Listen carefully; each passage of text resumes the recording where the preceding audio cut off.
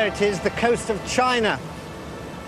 The big one, probably the most important and significant of all the countries of the Pacific Rim, and yet the one that's least understood. But we've got to try and understand it, because if forecasts are right, within the next 25 years, China is going to have the most powerful economy in the world. Yeah, I still have that feeling, probably partly because of its recent history, feeling of apprehension about travelling in China, a vague whiff of difficulty and discomfort. But I'm also deeply fascinated and looking forward to getting there. Slipping into China through the port of Qingdao is like coming in through the back door.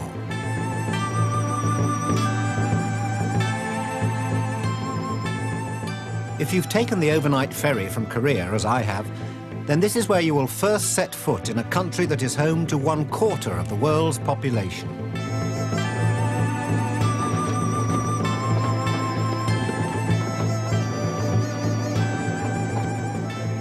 The first surprise is how big the place is. Qingdao has grown from a seaside resort to a city the size of London in just 20 years. And there are no signs of it stopping there. The second surprise is the welcome guest house, which turns out to be a Bavarian castle.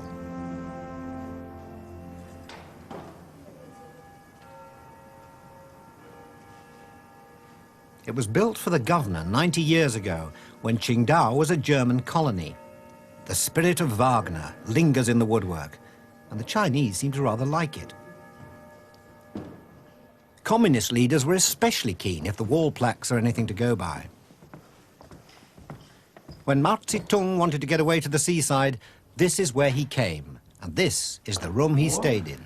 It's just this, is it? Thank you very much.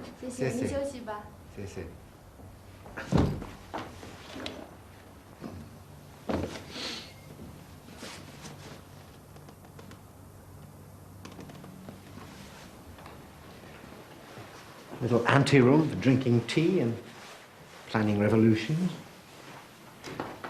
And through here, another little room, leading to another huge room, the state bathroom. This is wonderful.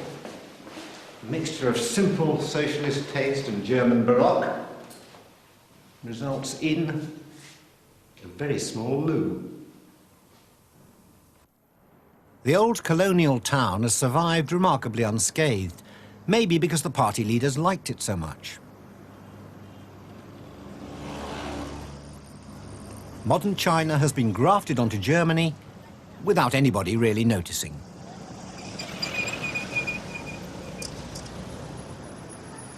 As soon as I've unpacked, I take a walk to get my first feel of life on Chinese streets. That's interesting. Blood donors, organ donors. The sign doesn't help much, but the sign language tells me that mass massage is on offer. Yeah.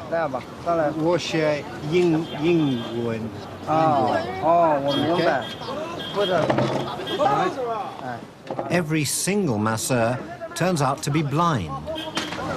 Yeah? Take my coat off. Do you speak any English? Do you speak any English? It's not really, communication isn't really necessary. Does it through the fingers. It's slightly stronger all the time. Pressure's up. Your wall collapse on you. Oh, that's nice, that's better.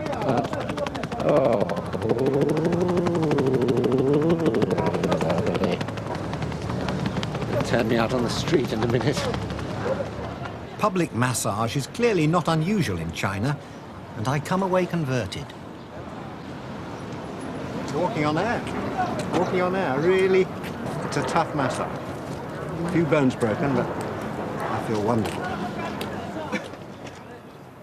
The Chinese seaside seems just like the British seaside. Lots of people in thick coats walking around very cold water. There are the same school parties and the same loonies, health freaks. There are the same keep fit fanatics and the same sun worshippers.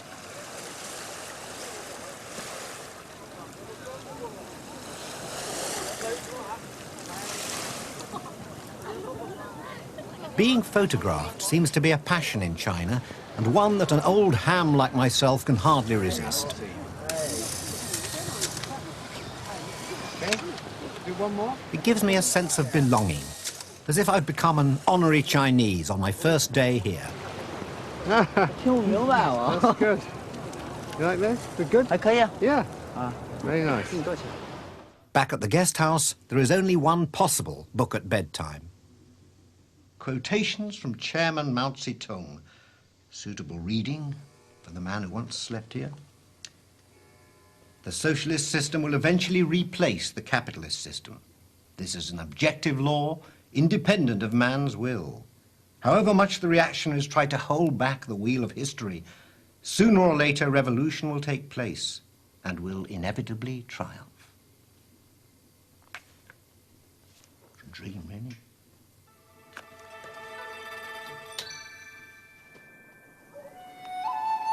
Among the hills outside the city is something never envisaged in Mao's little red book, a vineyard producing Chinese Chardonnay. It was started 12 years ago by a pioneering Englishman who went bust and died at the age of 43. Micheal Palin's grave overlooks slopes where supply can now barely keep pace with demand. Do the Chinese like wine now? Oh, yes, very much. Wu Liqiu is the chief winemaker at the Huadong vineyard. Yeah, Yes. that's good. Because our production is getting bigger and bigger. Yeah. Micheal Palin's unfulfilled dream has been realized as a joint venture project between the Chinese and a British company.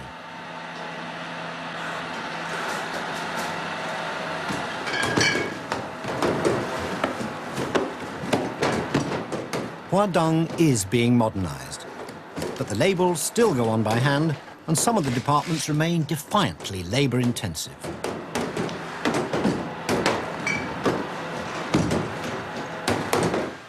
In the end, of course, it's all a matter of taste. A magic moment. Let's start from Wu Riesling. Liqiu. On an afternoon when we certainly didn't need to chill the wines, Wu Liqiu poured me some of his favorites. Well, it's a nice colour. Yep. Pale and Chinese Riesling. Here we go. Yes. Yep. Kind of. Kind of. Appley? Yeah, appley. Yeah. Like green apple. Yeah. Well, should we break the ice? Taste it?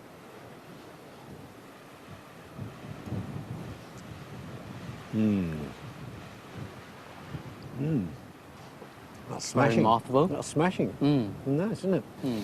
Well, So that's we good. change to Chardonnay. Yeah. I could do with a few more glasses, but China awaits.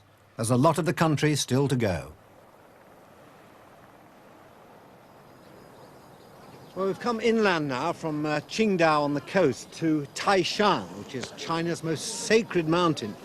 And it's considered very much to your spiritual advantage to climb it, which is what I, of course, intend to do. Thoughtfully, they put some steps up the mountain, 6,293 of them, so better get started.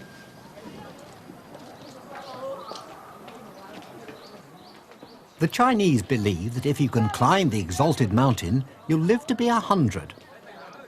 Pension fund managers will be pretty impressed by the turnout today.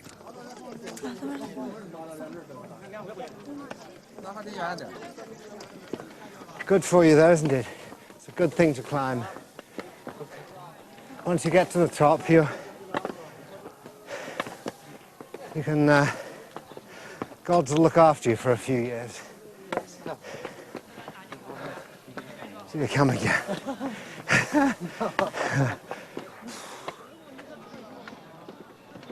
The stamina of the pilgrims is impressive. Taishan Mountain is 5,000 feet high, and well before the top we're in amongst unmelted snow. I've lost count now, but I think it's about 200, about one. Is this travel or work, some Chinese ask me. to travel and work, to see the country, to see the country. as much of the country as possible. Yeah. Today, Taishan, tomorrow, the world. Racing to the top. The only people who take it in their stride are porters, and they're carrying the heaviest weights.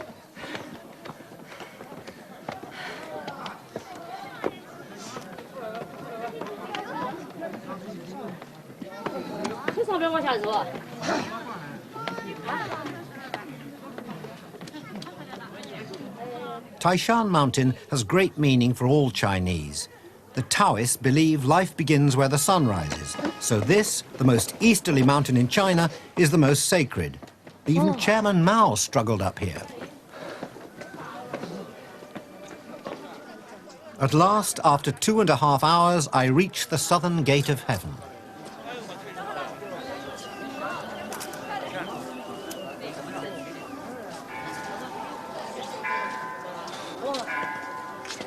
Once through the august portals, relief is short-lived.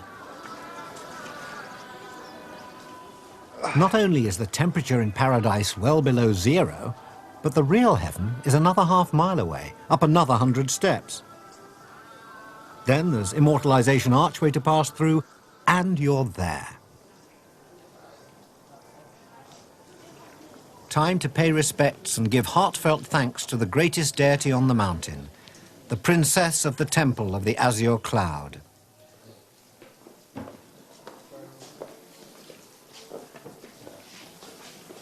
Thank you very much. Very nice mountain.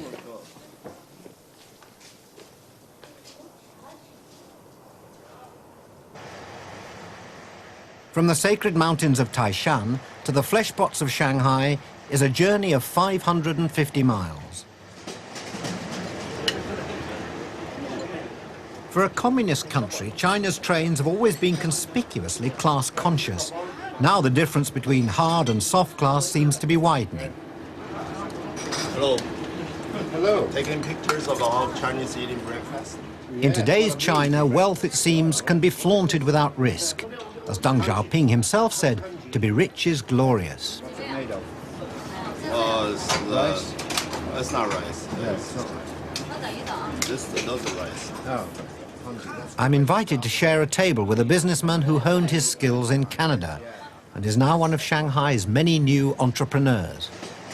I was here 8 years ago, and it seems to be changing a lot. Do you find it's changed? Yeah, for the last 10 years, it changed a lot. Yeah. But mostly in these major cities, and especially along the coast, like along Hong Kong border, Shenzhen is the city changed the most. For the last 3 years, Shanghai has changed a lot.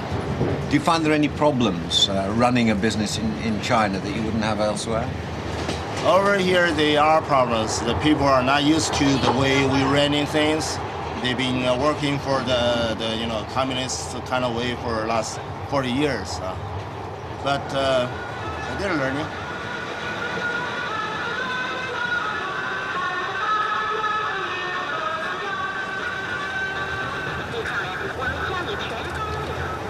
It's 8 years since I was last on a Chinese train, and they certainly have changed. I mean, just on the in-train entertainment system now carries adverts. There was one for liquor, there's one for insurance. The buffet I had for breakfast this morning, I mean, very international, the uniforms, the general standard, the look of the train.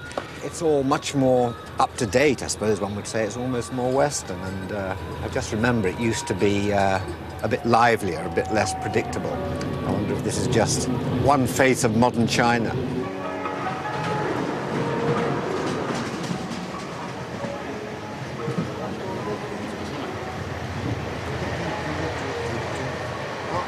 See, more advertising in exactly the right place.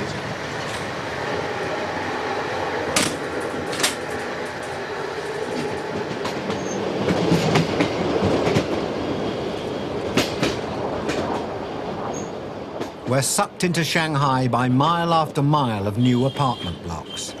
They're being built to house all those millions of Chinese who Chairman Mao once exhorted to work the countryside. They're now urged by his successors to seek their fortune in the city.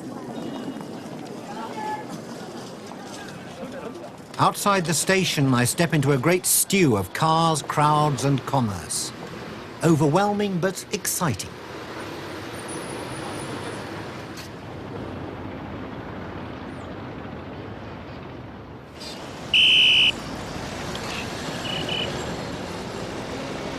Next morning, I'm out on the streets because the Chinese authorities won't allow us to conduct interviews with people in their houses.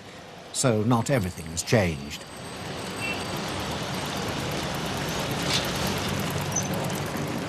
The sheer number of bicycles in Shanghai provides a collective security. It's the cyclist who's boss, not the car. But I wonder for how long.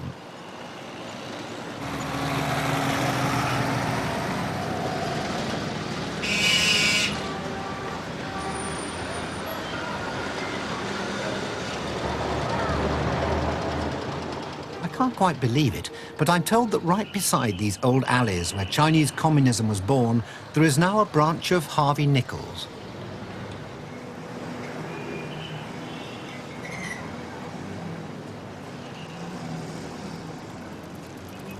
And it's true. London, New York and Paris are all represented here. Even Savile Row has come to Shanghai.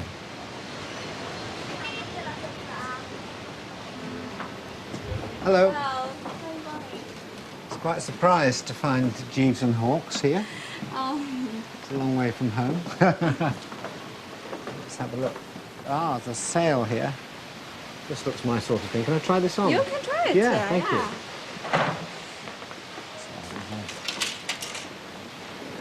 I never get a chance to go to Jeeves and Hawkes in London, so I think I'll go to Jeeves and Hawkes in Shanghai. Thank you.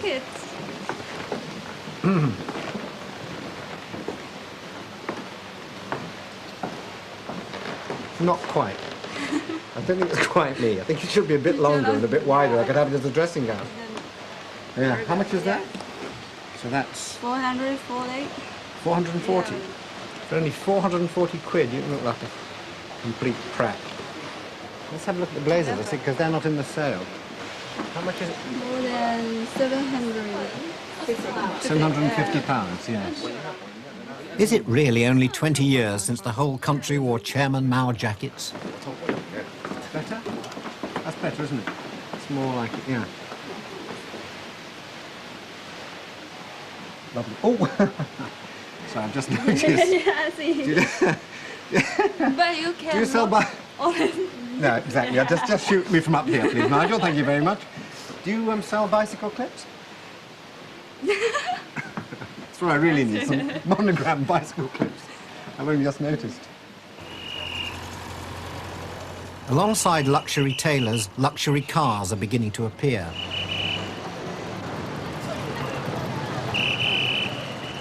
At this speed of change, I wonder how long Shanghai's bicycle repairmen will be able to survive. Good. That's fine. Thank you. Is that enough? Oh. Really? You want that? Bargain. Jitty. It's all right. I'm doing it too. Nice to do business with you. Thanks. Just as you're in danger of thinking you understand China, you come across something like this.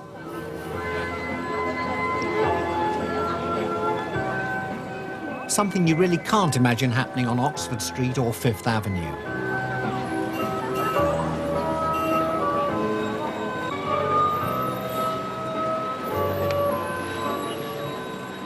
The Chinese love ballroom dancing, and if they can't find a ballroom, they'll do it anywhere. And anyone can join in. You don't have to be Fred Astaire. All coming back to me now. I gave all this up for rock and roll. Only had 2 lessons. You don't even need to speak the same language. You just have to be dressed properly.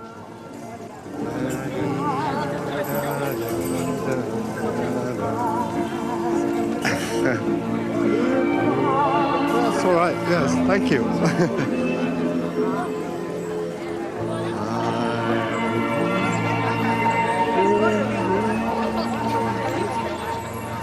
Thank you. Good morning. You are all from London or Cambridge or Oxford? He's from Bristol, Ealing. 人登了上来了，英过来了。 If I want to get to the Bund, which direction do I Yeah, go? go eastward, then Go- you can get to the Bund. Go eastward. Yes. Where did you learn to speak English? I'm a St. John's graduate. You see, St. John's is sponsored by the Americans. Oh, Just right. before the war, before the Liberation War. What did you do during the time we call the Cultural Revolution? What were you doing here in Shanghai? Oh, I'm very sorry. You see, I'm graduate from St. John's, and that would be very troublesome. What? Oh, I see, to talk about it. Yes, So you would not have been, 20 years ago, you would not have been allowed to talk to me. sure. Ah. If I Hello. talk to them, I'm something wrong. I must be a rebel. What? Yeah, something will be wrong. Yeah, that's okay. right. Oh, but now it's different now, is it? There's a couple of chaps coming around there in police uniforms, Yeah. looking a bit uncertain. They What will do you interfere, think? but now the matters, they can't interfere. You see, we can talk freely. Yeah, yeah. I get the impression that my new friend is someone I still shouldn't be talking to. I make a quick exit and follow his directions to the banks of the Huangpu River. Well, this area behind me now is the Bund, which is the old 1920s and 30s financial and economic heart of Shanghai. And even 8 years ago, when I was last here, this was still the center. But in the last 5 years, a truly staggering construction project has now changed all that. And the new face of Shanghai is going to be over here on what was...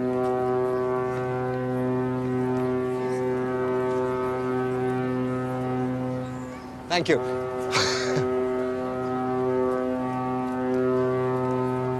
Shouldn't have had the prunes.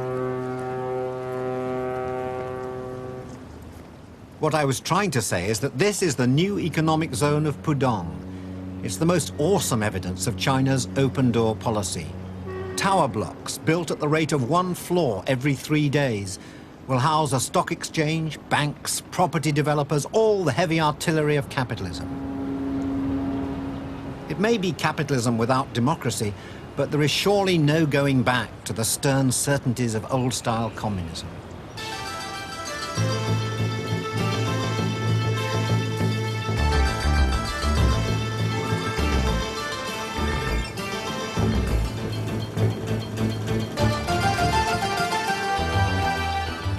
This is the gaudy face of a country that has seen 10% growth every year for the last 10 years, and wants more.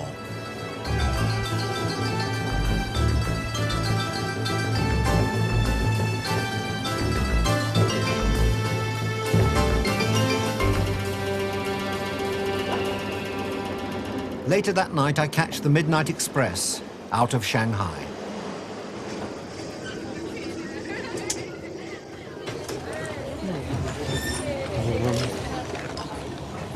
Are they always, is it always full? I've never seen... Oh yes, it is. It's always like this. And people have to book ahead for these? Oh yeah. Yeah. How many people? Thousands on these trains, I suppose.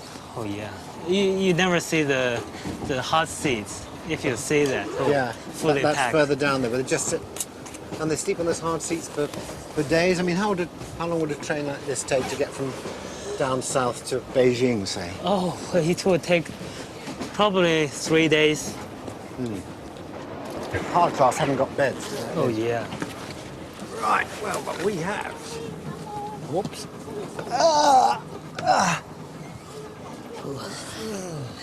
Ooh.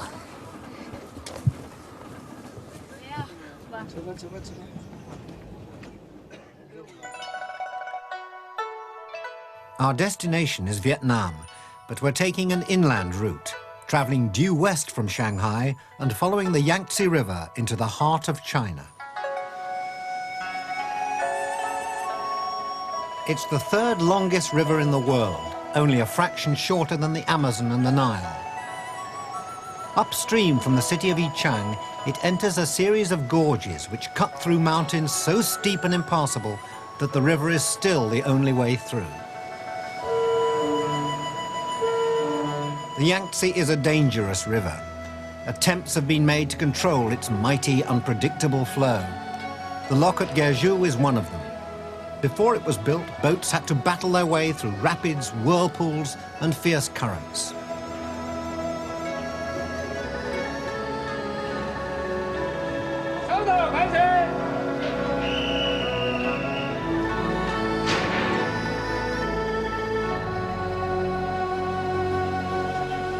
This massive lock now we're ascending actually raises the water level about 100 feet.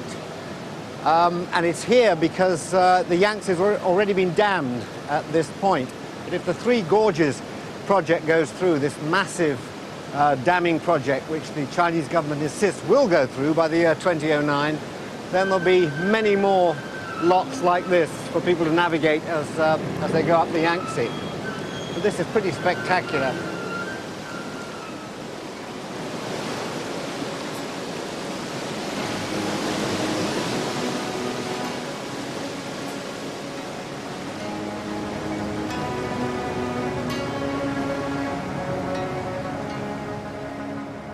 Once through the lock, we enter Jiling, the first of the three great Yangtze gorges.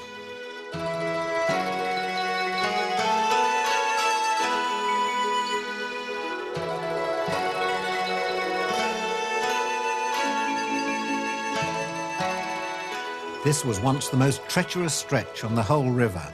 Massive rocks claimed dozens of ships and thousands of lives.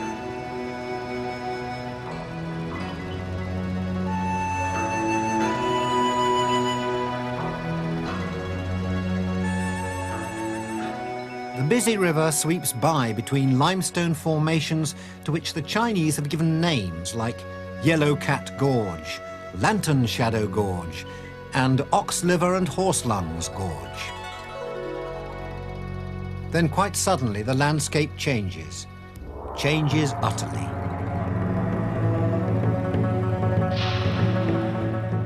From the middle of the Chinese countryside rises the biggest construction site in the world.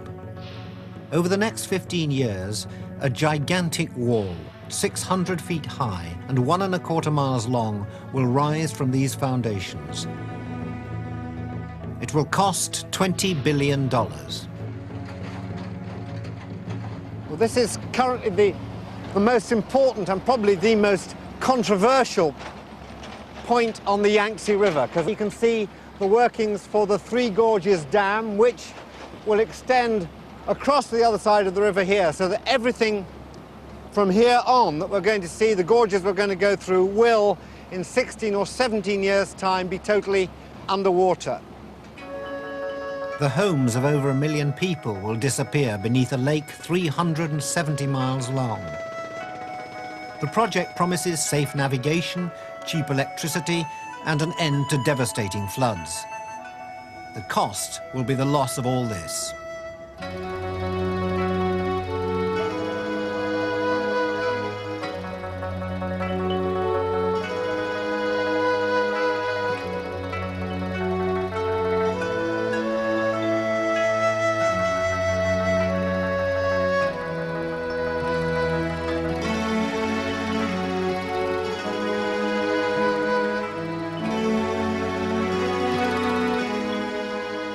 The man-made scenery of the Yangtze is spectacularly grim.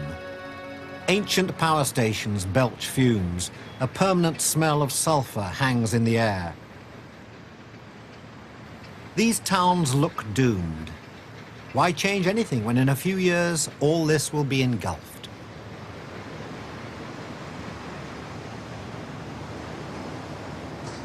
Coal is flung down the mountainside, some of it sliding into barges, the rest settling over the city like a great black shroud.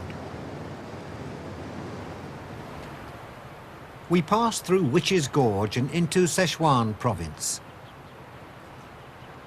There could hardly be a greater contrast with the world we've left behind.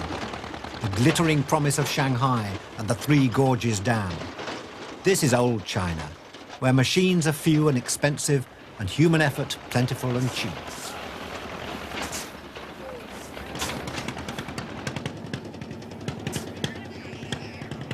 Men and women form a conveyor belt to the coal barges.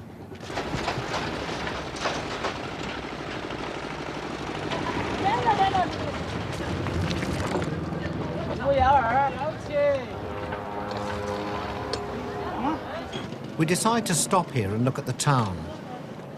It's called Wushan, a small, hard-working place of few luxuries.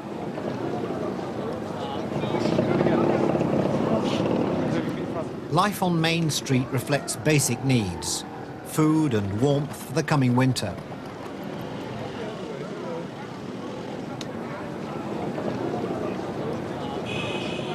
For some reason, Wushan is full of hairdressers.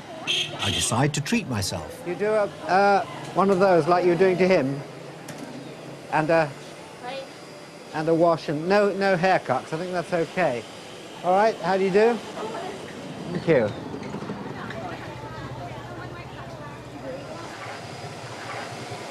This is a monk's hair wash. So just do the bit in the middle.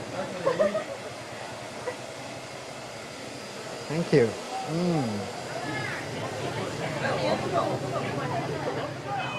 They obviously work in relays here because the one lady lathers the hair very thoroughly, and now this girl here applies the massage, which is very nice. I'm not quite sure what's going to happen next, but I'll leave them to it anyway.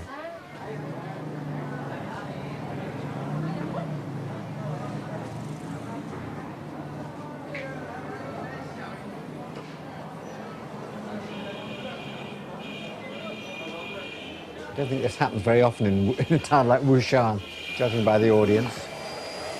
People here don't really see any Westerners at all. We've hardly seen anybody here. The other sad thing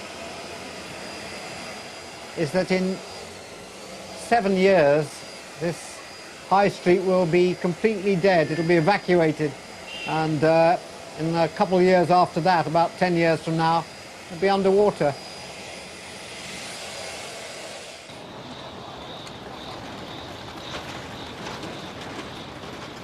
Every porter in town has turned out to help us leave.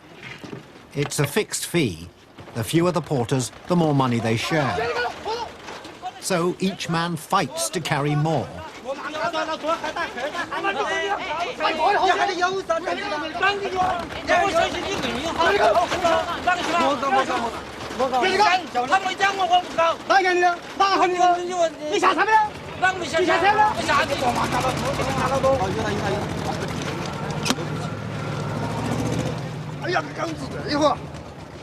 Believe it or not, these are the lucky ones.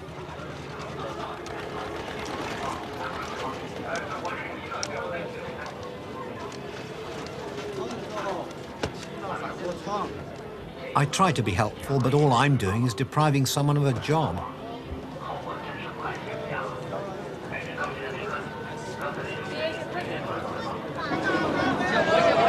Separated from the rest of China by a ring of mountains, Sichuan is home to 100 million people. For many of them, the Yangtze is not only the lifeblood, but the great highway.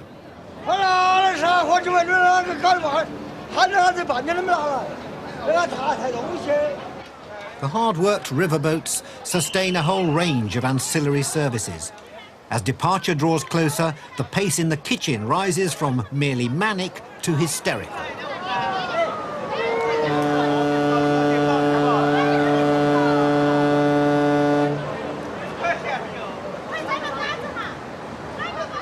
Chinese takeaway is given a whole new meaning.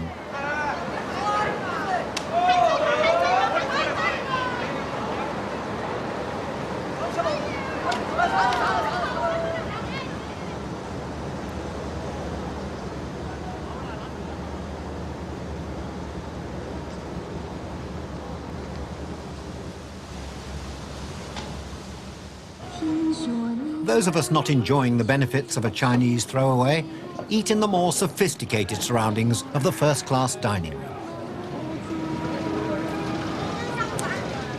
We're deep inside China now, and I'm aware, not uncomfortably, that we're the only non-Chinese on the boat.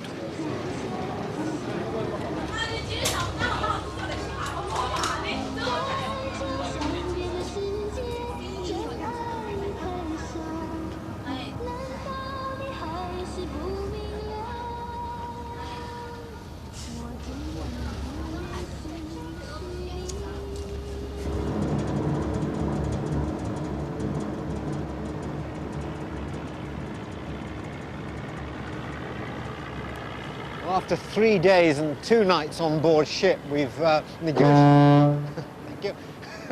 negotiated our way down the Yangtze Gorges to the town of Chongqing, which is laid out here. It's about 1,500 miles from the mouth of the Yangtze in Shanghai, and here the Yangtze River meanders off for another 2,500 miles up towards the Tibetan border. We, on the other hand, have to now try and head south towards the Vietnamese border and try and get a train across to Hanoi. The last we heard was that there definitely wasn't a train service across the border to Hanoi, and also that there definitely was, so we'll just have to go and see for ourselves. But this might have been the easy bit. At first sight, Chongqing looks as romantic as all the other cities of the Yangtze. The difference is its size.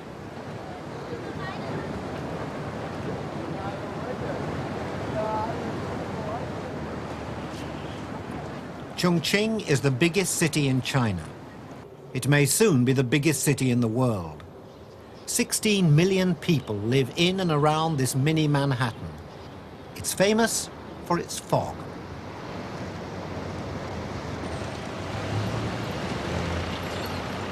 In the morning, I set out for a lunch date. Steps climb steeply from the river. 50 years ago, the entire water supply for the city was carried up here by an army of 20,000 porters.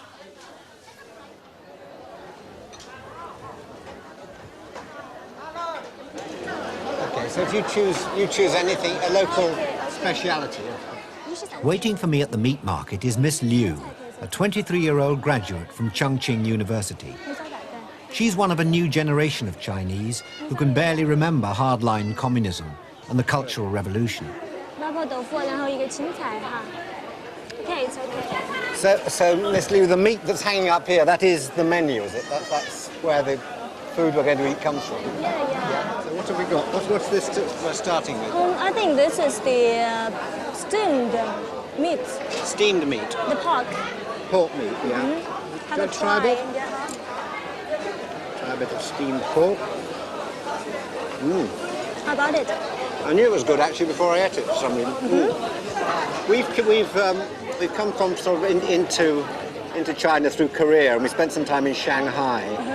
Does it worry you that as people get richer, they get more selfish, less community-minded? I mean, when Mao's idea was that China should be built on the peasantry who shared everything. Yeah. Now everyone's getting rich, they have their mobile phones. Do you think this is a change for the worse? I think so, to some extent. Because I've learned that before the Cultural Revolution in China, the people live more closely to each other. They talk to each other very friendly. But nowadays, I don't think so. Do you have an image of a life in Great Britain? I mean, like London, where I come from. Someone said they were very preserved. Reserved, yes. Reserved. Preserved is really, I think that's perhaps more, that's more true than you think. Is that They're true? reserved. And also they are, especially for the men, they are gentleman-like. They have good manner. Yeah, I think if I have the chance, I'll go to Britain to see what's the difference in the real Great Britain and in the Great Britain in my mind. Yeah, and you be careful of the men. They're not all preserved at all.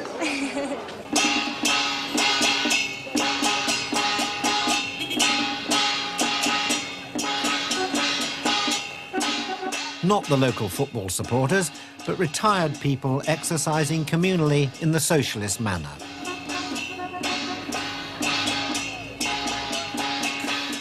Red sashes are sported to remind Miss Liu's generation of their revolutionary heritage.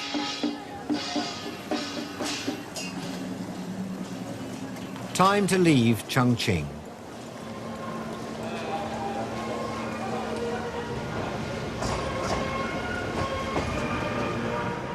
The Chinese take their railways seriously. Complete with its own martial music, the 9:30 for Guiyang pulls out dead on time.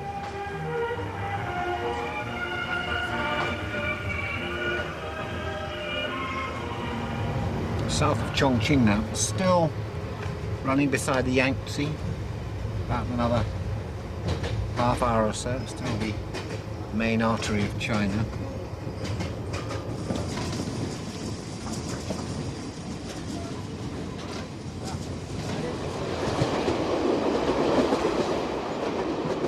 An hour out of Chongqing, as we part company with the Yangtze for the last time, I asked the driver what he thinks of the Spice Girls. We're travelling south now, away from the cold grey mists of the gorges, into a world of green paddy fields and a rich, reviving subtropical sunshine.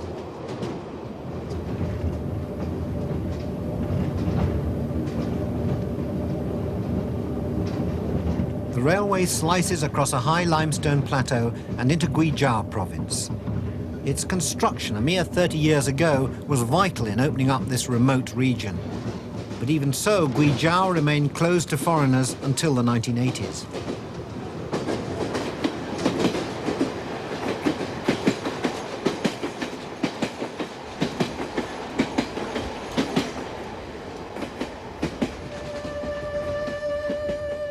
Guizhou is far from big cities and centres of control. These mountains have provided a last refuge for some of the oldest tribes in China.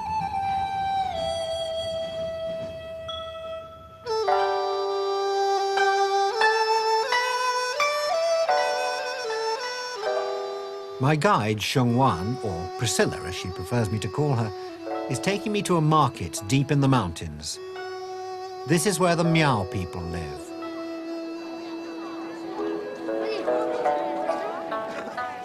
The Miao form an ethnic minority of some 5 million. They've more in common with the mountain people of Laos, Vietnam and Burma than they do with the Chinese.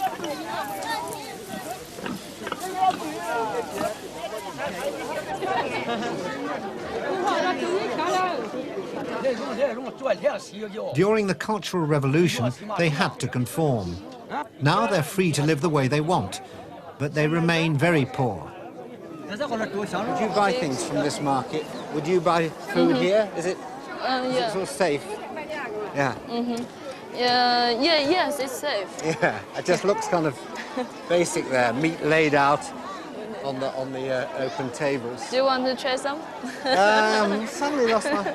Yeah, I love these. And the women, do they all wear this all the time, this national dress? Yes. Yeah. Yes. And they will wear even more beautiful on holiday, on festival days. Yes. So, but they just come, they're not wearing this just for market day. This is what they normally wear. Yeah, normally wear. Right. These days, the Miao are actively encouraged to celebrate their own culture. The Chinese have set up a minorities ministry to make sure that they do.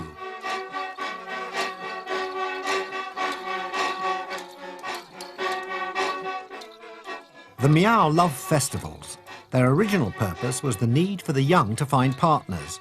A get-together could lead to a knees-up, which could lead to a get-together, which could lead to a whole new generation of musicians.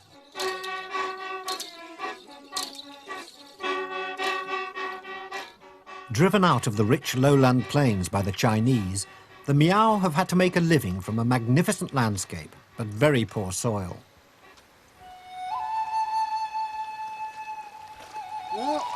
The methods haven't changed much in hundreds of years.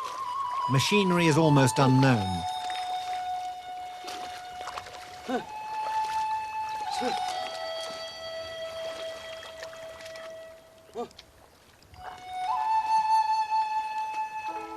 Their tractors are water buffalo, and their seed drills are women and children.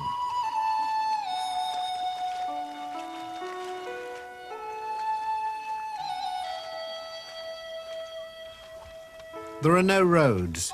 To get to the village, we have to walk through the paddy fields. There are few places in the world as untouched. We're probably the first foreigners they've ever seen. Hello. 你好. 你们好. 你们好. They speak Chinese or Miao. Only Miao. 你们懂得到汉话不？ only can understand some Mandarin. Unlike many others in China, the Miao are open, friendly and curious. I asked Priscilla if we can see in the house. 屋子里头就可以坐一下，可不可以？可以嘛？哎，yes yes， All right, you can have a look in. Welcome. Thank you. 那就可以看哈。 Let's go in, shall we? There we are, barging in while you're having your lunch. Is this Yeah. Do they have big meal in the middle of the day and then go back to work? 你们是中午这样子吃一顿，吃这么多菜，然后再回去，天天都工作，是不是啊？天天都干活。Yes, yes. Can you ask them if they have you ever seen foreigners before? Ever seen people from the West? 你们以前看到过外国人没得？像他这样外国人没得嘎？以前像他这样的外国人在这里 ，no. What do we look like to them?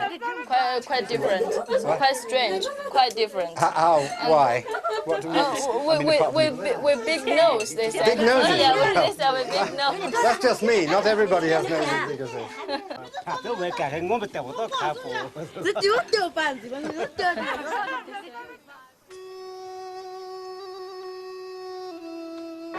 2 weeks after entering the Yangtze Gorges, we're out of the mountains and rushing across the southwestern plains towards the Vietnam border.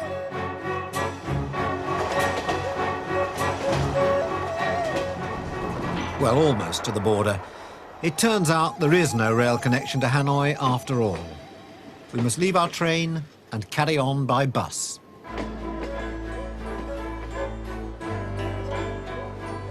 We're set down, hours later, at a grand, strangely deserted frontier. Well, this is Friendship Gate in Pingxiang, and it marks the end of China and the frontier with Vietnam, which I hope to cross in a moment. I say hope because this is not an orthodox way of leaving China. In fact, in 1979, the Chinese and the Vietnamese went to war, and this whole border was sealed off. They're now opening it again, sort of tentatively, but not many people here. I just hope for someone to see my passport, help us all across. And sadly, it's goodbye to China and hello, Vietnam.